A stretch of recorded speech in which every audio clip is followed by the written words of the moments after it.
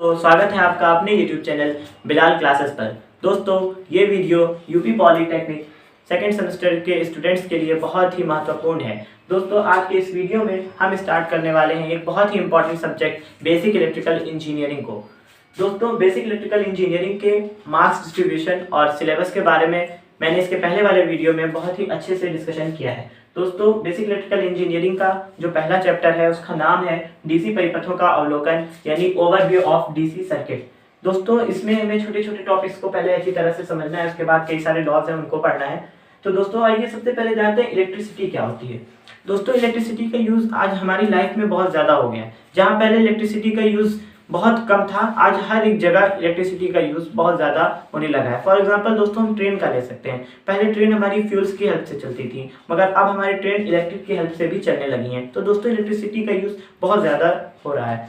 दोस्तों, आपने कभी न कभी एक्सपेरिमेंट जरूर किया होगा या देखा होगा कि जब हम स्केल को, जिसे हम स्टडी करते हैं, वही स्केल, जब स्केल को अपने बालों पर रगड़ते हैं और उसको कागज के छोटे छोटे टुकड़ों के पास ले जाते हैं, तो वो कागज के टुकड़ों को अपनी तरफ खींच लेती है। ऐसा क्यों होता है? क्योंकि दोस्तों, जब स्केल को हम अपने बालों पर रगड़ते हैं तो स्केल पर आवेश आ जाता है।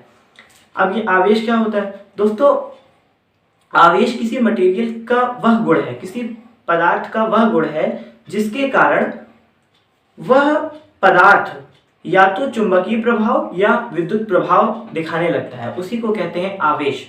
दोस्तों, आवेश दो टाइप का होता है, एक होता है ऋण आवेश और एक होता है धन आवेश। ऋण आवेश नॉर्मली जिसे हम इलेक्ट्रॉन कहते हैं, और धन आवेश यानी कि प्रोटॉन और होल्स और भी होते हैं। तो दोस्तों, ये था आवेश। आवेश को दोस्तों Q से रिप्रेजेंट करते हैं। इसका फॉर्मूला होता है Q = I × T, जहां पर I दोस्तों हमारी करंट है, अभी इसके बारे में मैं आगे बताऊंगा, और T क्या है? टाइम, और Q का मतलब चार्ज। दोस्तों, Q = IT, और इसका जो फॉर्मूला होता है दोस्तों, सॉरी, इसका जो यूनिट होती है उसको कहते हैं कूलॉम, जिसे C से रिप्रेजेंट करते हैं। तो दोस्तों, मैं बता रहा था इलेक्ट्रिसिटी के बारे में। तो दोस्तों, जब हम स्केल को अपने बालों पर रगड़े तो उस स्केल पर आवेश आ गया, जिसके कारण वहां पर इलेक्ट्रिसिटी उत्पन्न हुई। तभी तो उस कागज को स्केल ने खींच लिया, क्योंकि वहां इलेक्ट्रिसिटी उत्पन्न हुई। लेकिन ये कौन सी इलेक्ट्रिसिटी थी दोस्तों? ये थी स्टैटिक इलेक्ट्रिसिटी, यानी ये एक प्लेस से दूसरी प्लेस पर नहीं जा सकती, एक स्थान से दूसरे स्थान पर इसको हम नहीं भेज सकते, ट्रांसमिट नहीं कर सकते। ये है स्टैटिक इलेक्ट्रिसिटी, इसका कोई यूज नहीं है। क्या हम इसको एक फॉर्म से दूसरे फॉर्म में चेंज कर सकते हैं? नहीं कर सकते। तो ये हमारे किसी काम की नहीं है। तो दोस्तों, इलेक्ट्रिसिटी होती है दो टाइप की, एक होती है हमारी स्टैटिक इलेक्ट्रिसिटी और एक होती है हमारी डायनामिक इलेक्ट्रिसिटी।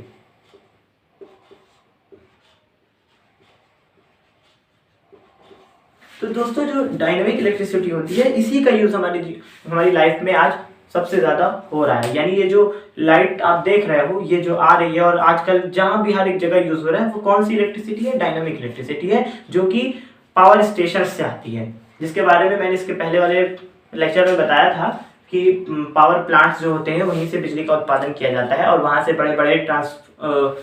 बड़े बड़े जो ट्रांसमिशन लाइन्स होती हैं उनके जरिए जो है अलग अलग स्थान पर करंट को भेजा जाता है, और वहां से मतलब उनका जहां जहां जैसा यूज होता है वैसा यूज किया जाता है। तो दोस्तों, ये है डायनामिक इलेक्ट्रिसिटी, जिसका यूज सबसे ज्यादा हम इस टाइम कर रहे हैं, डायनामिक इलेक्ट्रिसिटी। अब दोस्तों, बात करते हैं वोल्टता की, यानी कि वोल्टेज। वोल्टेज क्या होता है दोस्तों? वोल्टेज एक फोर्स है, एक ऐसा फोर्स है जो आवेश को यानी चार्ज को धक्का देता है चलने के लिए, मूवमेंट के लिए। यानी कि वोल्टेज एक ऐसा फोर्स है जो चार्ज को धक्का देता है चलने के लिए, और जब चार्ज चलता है तभी हमारी करंट फ्लो होती है। यानी करंट फ्लो होने के लिए सबसे ज्यादा जरूरी क्या है? मूवमेंट ऑफ चार्ज, यानी आवेश का चलना, और आवेश में भी मुख्य रूप से इलेक्ट्रॉन। अभी और भी जो हम पढ़ते हैं मटेरियल्स, अलग अलग जो इक्विपमेंट पढ़ते हैं, उन सब में अलग अलग होता है, लेकिन जनरली ज्यादातर जो होता है वो इलेक्ट्रॉन्स ही होते हैं। तो दोस्तों, जब इलेक्ट्रॉन्स के मूवमेंट के कारण ही धारा फ्लो होती है, यानी करंट फ्लो होती है। तो दोस्तों, वोल्टेज हम पढ़ रहे थे। अब वोल्टेज दोस्तों, इसको और अच्छी तरीके से समझने के लिए दोस्तों, वोल्टेज क्या होता है दोस्तों? जैसे इलेक्ट्रॉन्स को धक्का जब किसी भी सोर्स से, यानी वोल्टेज हमें कहाँ से मिलेगा, किसी न किसी वोल्टेज सोर्स से मिलेगा, यानी कि बैटरी से। फॉर एग्जांपल बैटरी, हम बैटरी को लगा देते हैं तो उससे हमें वोल्टेज मिलता है। बैटरी जब वोल्टेज देती है उसी के कारण उसमें बैटरी के अंदर मूवमेंट होता है। किसका मूवमेंट होता है? चार्ज का, और उसके कारण ही करंट फ्लो करती है। तो दोस्तों वोल्टेज क्या है? करंट को चार्ज को मूवमेंट कराता है। कौन? वोल्टेज। ये है वोल्टेज। दोस्तों इसी के साथ एक टॉपिक जुड़ा हुआ है हमारा, वोल्टेज डिफरेंस, जिसको हम पोटेंशियल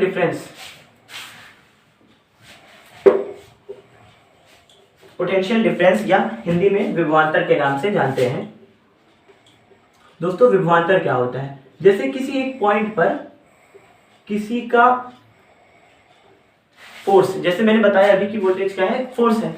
तो दोस्तों ये जो विभवांतर है ये किसी एक पॉइंट पर, जैसे यहाँ पर कोई चार्ज है Q, यहाँ इस पर इसका वोल्टेज कितना है? VB है। और जब इसको इस पॉइंट से, इस चार्ज को इस पॉइंट से इस पॉइंट तक लाया जाता है तो यहाँ पर इसका वोल्टेज जो होता है वो VA हो जाता है। तो दोस्तों इस चार्ज को एक पॉइंट से दूसरे पॉइंट तक, ये काम कहाँ हो रहा है दोस्तों? ये एक इलेक्ट्रिक फील्ड के अंदर हो रहा है। किसी एक पॉइंट से दूसरे पॉइंट तक चार्ज को लाने में जो कार्य करना पड़ता है उसी को कहते हैं विभवांतर या पोटेंशियल डिफरेंस, जिसे हम दिखा सकते हैं VAB से। तो ये VAB क्या है दोस्त? VA माइनस VB, यानी पोटेंशियल का डिफरेंस। यानी करंट को फ्लो होने के लिए सबसे ज्यादा जरूरत अगर होती है तो विभवांतर की होती है, यानी पोटेंशियल डिफरेंस की। जब तक पोटेंशियल डिफरेंस नहीं होगा करंट का फ्लो नहीं होगा। क्यों? क्योंकि जब तक पोटेंशियल डिफरेंस नहीं होगा मोमेंट ऑफ चार्ज नहीं होगा। चार्ज में मूवमेंट नहीं होगा, हमारा आवेश चलेगा नहीं, तब करंट फ्लो होगी ही नहीं। तो दोस्तों मैंने क्या बताया कि एक पॉइंट से दूसरे पॉइंट तक लाने में किया गया कार्य, किसको? आवेश को। यानी किया गया कार्य किसको लाने में? आवेश को लाने में। इसी को हम कहते हैं विभवांतर। अब बात करते हैं दोस्तों इसकी यूनिट की, यानी इसका मात्रक या इसकी इकाई क्या होती है। तो दोस्तों वोल्टेज डिफरेंस ये क्या है दोस्त? ये है कार्य। और कार्य की यूनिट हम और आप अच्छी तरह से जानते हैं कि कार्य हो या किसी भी टाइप की एनर्जी हो, उसकी यूनिट क्या होती है? जूल होती है। तो इसकी एक यूनिट क्या बन सकती है दोस्त? और Q यानी आवेश की भी यूनिट मैंने आपको कूलॉम बताई थी। तो ये जूल पर कूलॉम, यानी कि वोल्टेज डिफरेंस या पोटेंशियल डिफरेंस विभवांतर की जो यूनिट होती है वो क्या होती है? वो होती है जूल पर कूलॉम। और इसी को हम शॉर्ट में कहते हैं दोस्त वोल्ट। क्या कहते हैं? वोल्ट कहते हैं। तो दोस्तों ये था हमारा पोटेंशियल डिफरेंस या वोल्टेज या विभवांतर। अब दोस्तों हम पढ़ेंगे इसमें नेक्स्ट टॉपिक धारा, यानी कि करंट।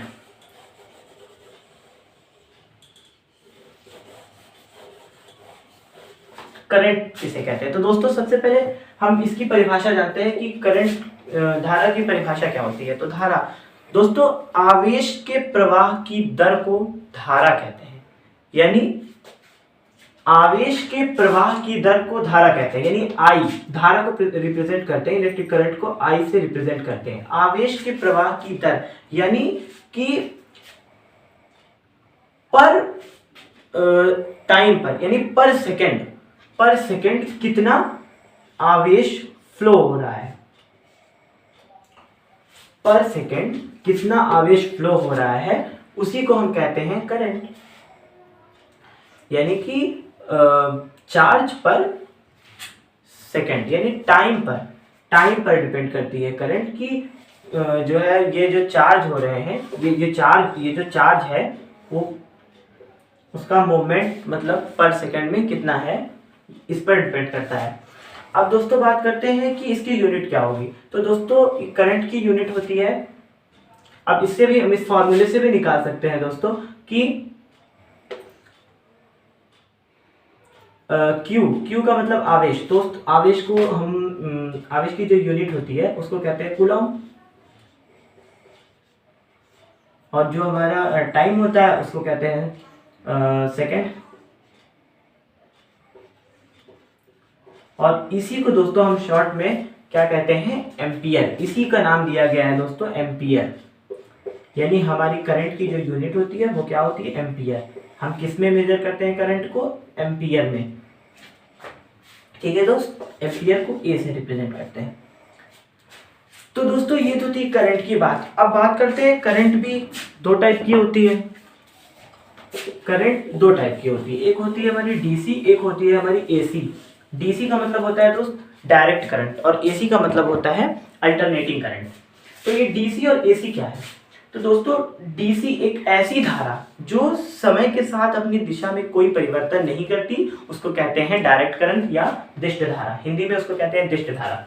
तो दोस्तों जैसे ये करंट, कोई इलेक्ट्रिकल सर्किट है, करंट इस डायरेक्शन में फ्लो कर रही है, अब डायरेक्शन चेंज नहीं कर रही है, वो एक ही डायरेक्शन में चली जा रही है। इसकी डायरेक्शन ये है, ये अपने डायरेक्शन में चली जा रही है। ये कौन सी करंट है दोस्त, ये करंट हमारी है, ये कौन सी करंट है हमारी, ये है हमारी डीसी। कौन सी करंट, डीसी है।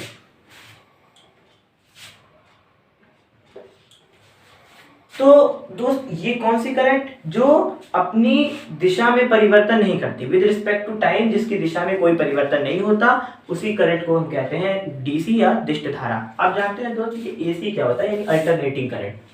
तो दोस्त अल्टरनेटिंग करंट एक ऐसी धारा होती है जो विद रिस्पेक्ट टू टाइम अपनी दिशा में परिवर्तन कर देती है, उसी को कहते हैं अल्टरनेटिंग करंट।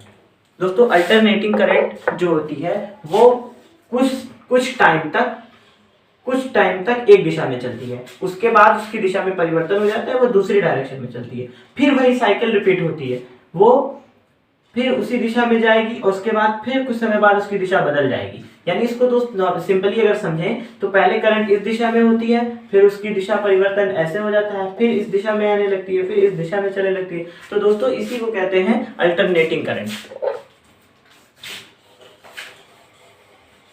तो ये था हमारा एसी और डीसी। अब इसको दोस्त रिप्रेजेंट करने का तरीका, जो हमारे डीसी सोर्सेज होते हैं दोस्तों, उसको हम ऐसे रिप्रेजेंट करते हैं।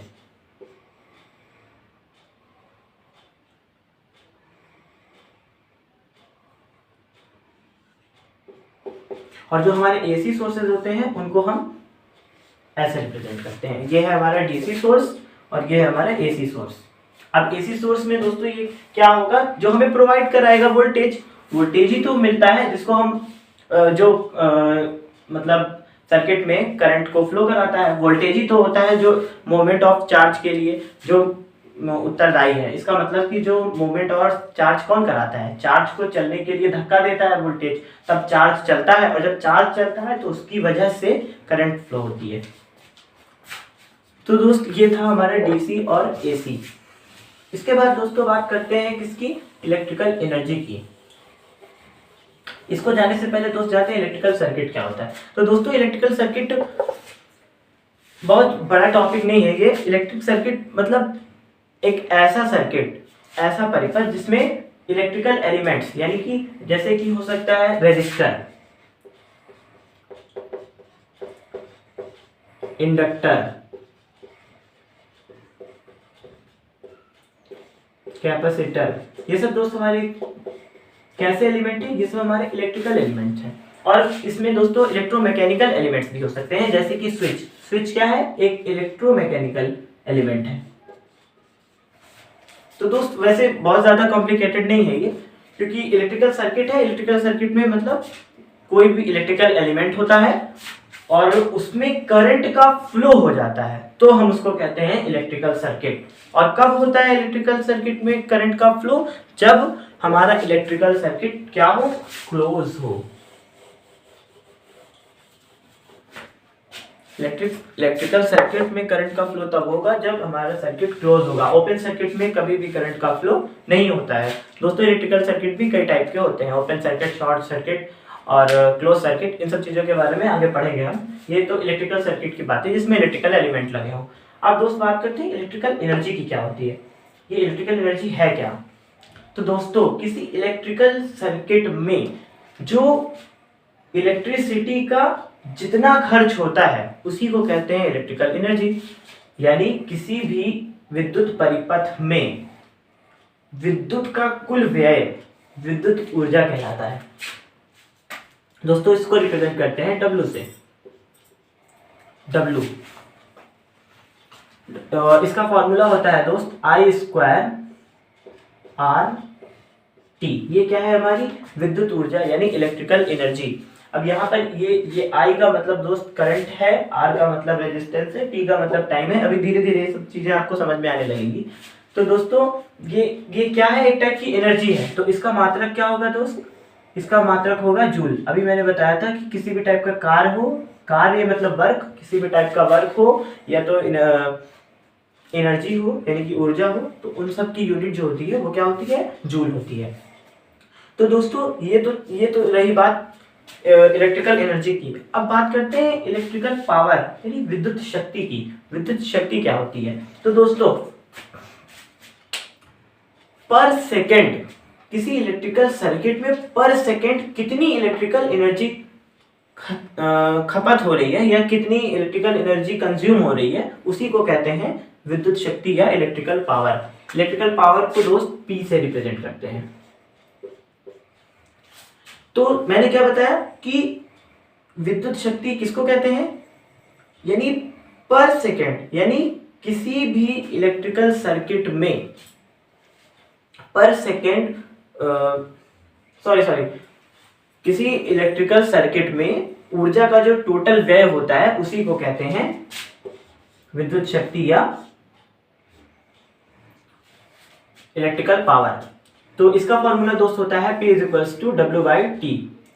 तो W का मतलब मैंने अभी आपको बताया, W मतलब वर्क, इसकी यूनिट होती है जूल, और ये जो हमारा समय है यानी कि T यानी कि टाइम, इसका जो यूनिट इसकी होती है वो क्या होती है, सेकंड होती है। तो जूल पर सेकंड यानी कि हमारे जो पावर की, इलेक्ट्रिकल पावर की जो यूनिट होगी वो क्या होगी, जूल पर सेकंड। इसी जूल पर सेकंड को दोस्त हम क्या कहते हैं, इसी को हम कहते हैं वॉट, यानी इलेक्ट्रिकल पावर। इस इलेक्ट्रिकल पावर की जो यूनिट होती है वो वॉट होती है। अभी इन सब की चीज़ों के बारे में और आगे डिटेल्स में हमें पढ़ना है। तो दोस्त क्या है, मैंने आज ये 5 टॉपिक्स को आपको अच्छी तरह से समझाया। हो सकता अच्छी तरह से आपको समझ में आया भी होगा। अगर कोई टॉपिक ना समझ में आया तो दोस्त दोबारा वीडियो को देख लीजिएगा तो आपको समझ में आ जाएगा। ठीक है दोस्त, आज की वीडियो में बस इतना ही। इसके आगे का टॉपिक हम कल पढ़ेंगे। अगर चैनल पर नए हो तो चैनल को सब्सक्राइब ज़रूर करें। Thank you.